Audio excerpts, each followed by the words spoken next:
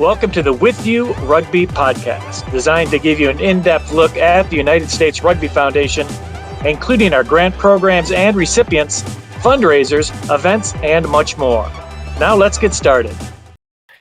Hello, everyone. I'm Brian Vizard, president of the United States Rugby Foundation, and with our 2022 U.S. Rugby Hall of Fame induction ceremony presented by the Rugbytown National Training Center in the books, we thought it'd be a good idea to get to know this year's Hall of Fame inductees and special award recipients, especially those who weren't able to attend our event. And today we honor a man who's been involved with the sport for decades at the club, territorial, and national levels, the late Alan Sharpley, and who is one of our Lifetime Achievement Award recipients this year. And joining us today is his longtime friend and teammate, and now the president of Alan's former club, the Austin Blacks, Mr. Bill Taute. Bill, thanks for joining us today. Welcome. Howdy. Hey, Bill, where are you talking to us from? Where is this? Your office? Your home? Yeah, this is my office, my house, my whole scheme of operations here. Down in Austin, is it? Down in Austin, yeah. And how's the weather in Austin today? It's actually pretty good right now. We got a little bit of rain this week, so we came down out of the hundreds for a while. Oh, there you go. So, Bill, let's just start out at the beginning. When and how did you and Alan first get introduced to one another? Well, I knew about Alan before I ever met him. Everybody that ever played in Texas learned about Alan Sharpley before you got to meet him. At the time, he was known as the dirtiest player in Texas, and he held that moniker for quite a long time. Not always deserved, but once that legend's out there, you gotta live like it is. Yeah. So we went to Austin and played, and I kind of met him, but I didn't really talk to him that much. Actually, one of my Aggie alumni is the one that kicked me in the head after a tackle. So it wasn't Alan Sharpley that did anything dirty at all. But I didn't really talk to him that much that after the game. And but a couple of months later, they called us up, and they needed some players to go to Saranac Lake. They were going up there and traveling short, and so we said sure. About four of us went up there, traveled in a van for 40 hours with one of his roommates, an old helicopter pilot that could stay up the whole time driving, and we got up there and got to Saranac Lake, and Alan and his buddy Steve Wiley, another one of his roommates, were sitting there at a sidewalk bar. We pulled up, and Steve said, "There they are. That's your van." He said, "That's not my van." Well, he forgot that Larry had put windows in the van so we'd have a little ventilation. It was an old cargo van. And opened the door open, and about a case full of empty beer cans came rolling out of the van. He said, "Yep, that's my van." And so there we were. We're in Saranac Lake.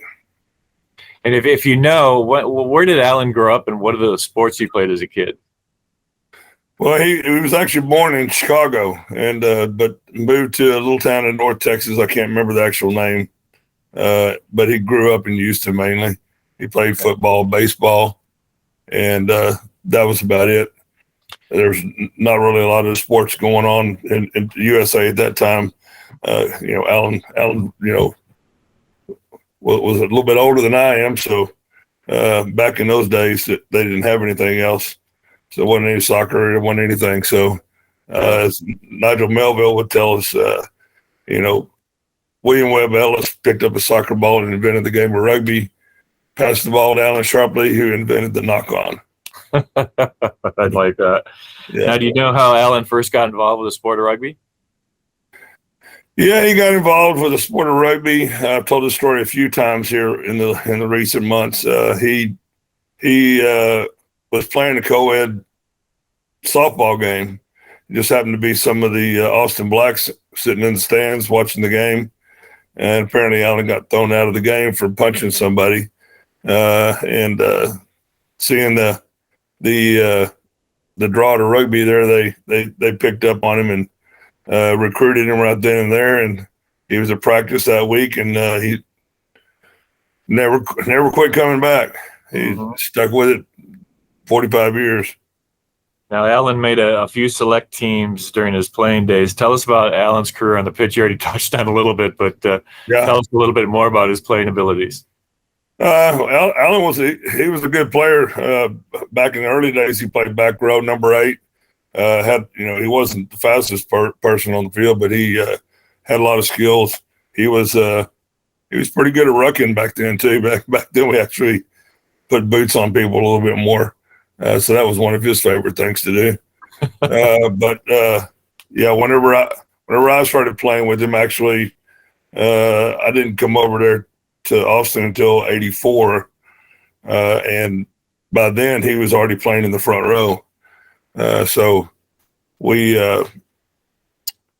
played together from '84 through '97 to a few different retirements and things like that. And one of the things that I remember from that Saranac Lake trip was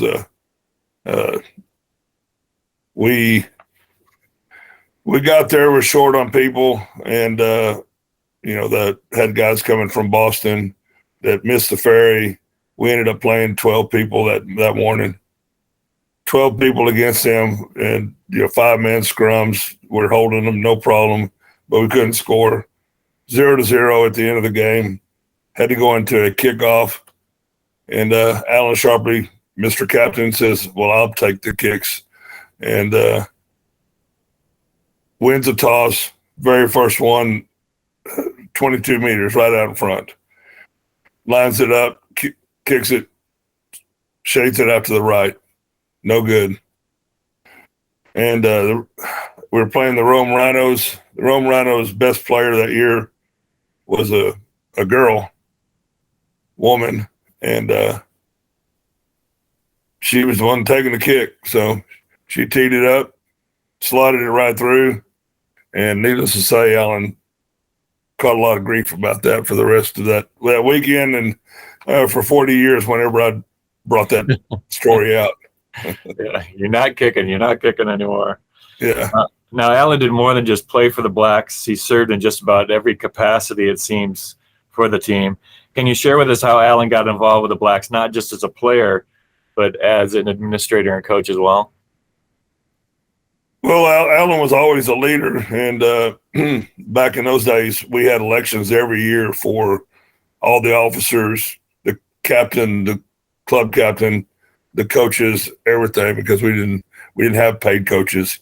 And it was a lot of the time we were being coached by the players themselves. So you might be a captain one year, you might be the coach the next year, you might be the president at the same time.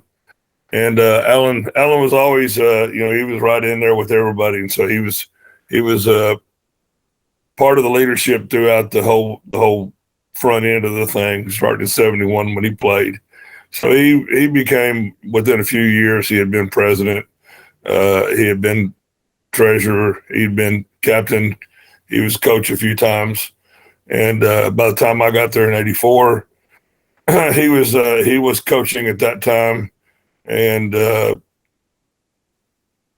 was also the president, I think, during kind of varied year to year as to what he was and what he wasn't.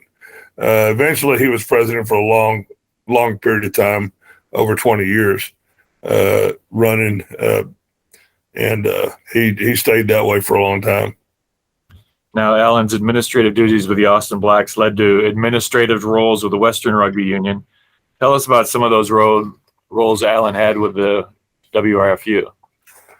Well, when he was in the WRFU, I was coaching high school with my son. I didn't hang out with him any of those. I didn't get involved with the WRFU at the time, but I think the biggest thing that kind of led to was him being able to step up the ladder and going to USA Rugby in the Congress and stuff like that for the Western Union. That was probably the biggest thing that came from that. But now his involvement with USA Rugby, those roles with the Western Rugby Union led him to getting involved with USA Rugby. where he served on the competitions committee for several decades and was the chair of that committee for 26 years. Do you know what kept him going in that role for so many years? Well, the main thing I think that kept him going in that role was that he was a statistician in his day-to-day job. And so the numbers, he was always analyzing the numbers, trying to figure out, how can we make club rugby better? How can we get more Division I clubs? How can we get, more Division II, more Division III, get people actually moving up through the groups too. And he was dogged in that and trying to get the club rugby guys more of the piece of the USA Rugby pie, basically. He felt like we were paying in a lot of dues, and maybe we weren't getting what we were due out of what we put in.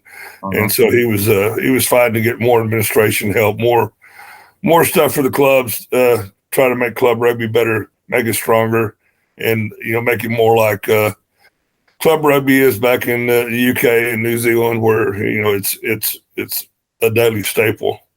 Mm-hmm. And while he was serving on the competitions committee, Alan also served on USA Rugby's club's strategic committee for 10 years. Do you have any insight into what Alan's role was with that group? Basically, he was trying to guide the game, the club rugby game, into a little bit better place. Make us a little bit stronger and keep us where we could to maintain our national championships and things like that. Right now, the national championships is under severe pressure to get rid of them, and they've gotten rid of them at the high school level and done some other things. So he was fighting real hard to keep club rugby in that vein where we were getting to have our national championships, getting the administrative help we needed. I know that when I was playing my last year, actually, I think I was 35 or 36. Zombak played in Austin when you guys hosted the club championships. And I remember it was really hot, but it was a real well-run tournament. I remember that. That was a lot of fun. It was a fun rugby back then. I mean, I loved club rugby back in those days. Yeah, that's back when we had tournament rugby. We played, 4 or 5 tournaments with 5 or 6 matches a weekend, and the guys these days, if they got to play 2 games on a weekend, they squeal like pigs. And it's like, oh, we can't play Saturday and Sunday. We got to play Friday if we're going to play Sunday. So we used to play 4 or 5 on Saturday, then get up and play 2 or 3 on Sunday. The good old days, right, Bill? The good old days, yeah. That's why I can't walk now. Now, Bill, from Alan's decades of involvement in the sport, what do you think he'd be most proud of from his rugby career?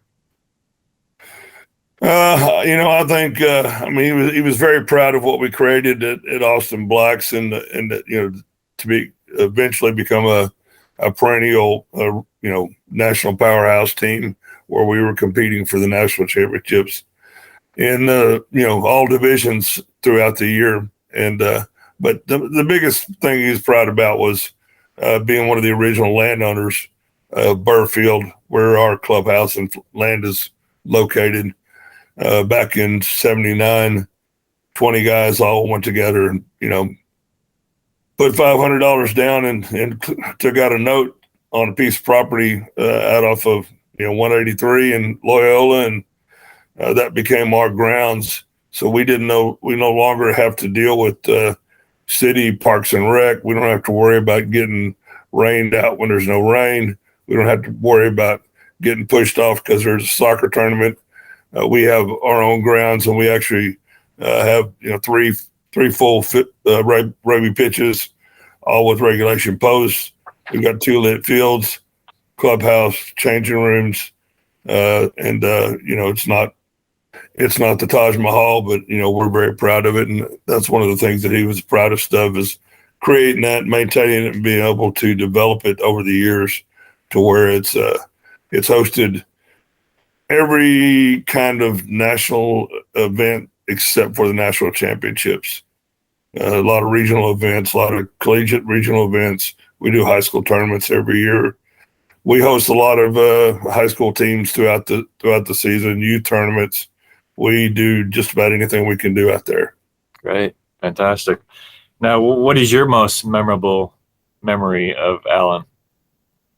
Other than him losing to the Rhinos on the kickoff, I think my most vivid memory is when our Division III championship team won in 2018. We had been runners up 6 times in Division I. It's still too early to talk about that. But when we won that Division III national championship, he was like a kid with candy. It lit up his eyes, and back then he still had a little bit of life in him. By the next year, he was a little bit slower. He was still very happy when we won the second one, but that first one, I could tell that was the pride of his creation there. That's great. Now, Bill, what do you think would mean to Alan to have been chosen to the U.S. Rugby Foundation, the U.S. Rugby Hall of Fame Lifetime Achievement Award?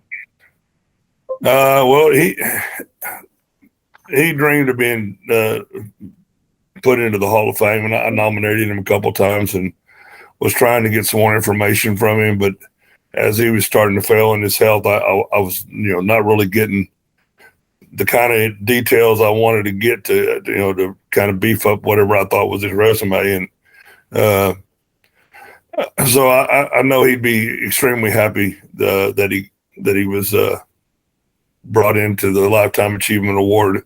I know that we were all very pleased about it, and it was really nice for his wife Ann to be able to see it and go through it. Yeah, it was nice meeting Ann at the Hall of Fame event. What do you think it means to her and the family, Alan being recognized with the award? Well, Ann, her family, the Sharpley family, the Austin Rugby family, we're all very, very proud of Alan. We've always been proud of everything he's done. We've lauded him for years and years. He has carried a huge load for Austin Rugby.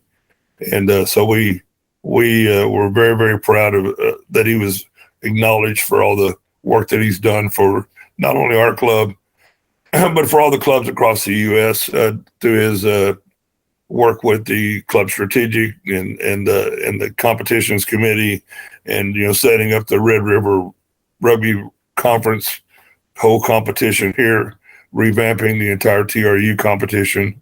So he's done a lot of work to develop the game and to create club rugby, like I said, trying to create it like it is in other countries where it's it's a viable sport, and we can get a little bit more viewing time somewhere along the way here in the near future, hopefully on the major networks.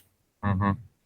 Well, I know the Texas Rugby Union have their Hall of Fame dinner this coming weekend, and I believe there's a new award named after Alan. Can you tell us a little bit about that award, and if it's not a secret, who the recipient is going to be? The new award is the Alan Sharpley Memorial Award is basically trying to recognize, people like Alan that have done, gone over and beyond and done things that really, really are going to make an impact on the game, not only locally, but, a little bit more internationally even. And I don't think it's any secret that the owners of the Houston Sabercats are being awarded the first Memorial Award this year for the work that they've done, not only bringing the team into Houston there, but developing their Aviva Stadium there, beautiful stadium, a rugby stadium, the first MLR team to bring in a rugby-only stadium and complex with 2 other fields. They've hosted a lot of tournaments, hosted the round of 8 for USA out there this year. They've hosted an international rugby match with USA playing the French Barbarians here a couple months ago. These guys put in a lot of money and a lot of time, and got the city of Houston behind this in order to get the city of Houston to actually put in money for the fields and for the stadium as well, help develop it, and they've done a great job. And that's the kind of thing that we're looking for when we decide annually, excuse me, who will be, who will award this to. Mm-hmm. Bill, any closing remarks about Alan? Any final thoughts about him? I mean, I know he's given so much back to the game. Any closing thoughts? Yeah, Alan and I were friends for over 40 years. Traveled the world together. Went to numerous World Cups together. Did so much stuff together that a lot of it we can't talk about, but that's okay. But yeah, he was one of my best friends, and sad to see him go.